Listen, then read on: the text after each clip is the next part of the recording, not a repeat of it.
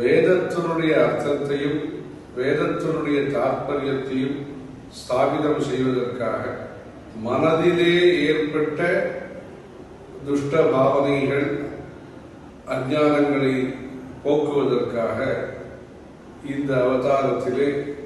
பாஷ்யங்களை எழுதி பக்தியை வளர்ப்பதற்காக ஸ்தோத்திரங்களை எழுதி உபனிஷத்துக்களுக்கான ஈஷ கேன கட பிரஷ்ன முண்ட மாண்டூக்கிய தித்திரி போன்ற உபனிஷத்துக்களுக்கான சரியான அர்த்தத்தை ஜனங்களுக்கு சொல்லி அதிகாரி பேதேன நியமங்களை சொல்லி, அதாவது கர்மானுஷ்டானம் தேவை, பக்தியுடன் அதை செய்ய வேண்டும், கர்மாக்கள் நம்மை விட வேண்டுமே ஒழிய நாம் கர்மாக்களை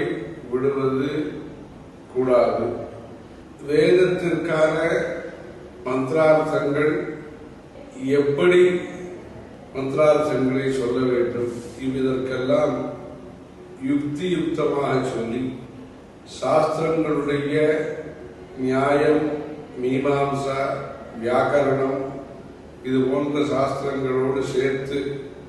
இந்த பாஷ்யத்திலே வியாக்கியானம் செய்து பிரம்மசூத்திரங்களுக்கு வியாக்கியானம் செய்து ஞான பிரதானமான அவதாரமாக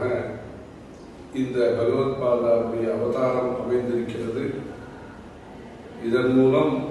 மனதிலே ஏற்படக்கூடிய சாஸ்திர சந்தேகங்கள் நிவர்த்தி செய்யப்பட்டு பக்தி மார்க்கமும் கர்ம மார்க்கமும் ஞான மார்க்கமும் சரியான விதத்திலே சொல்லப்பட்டு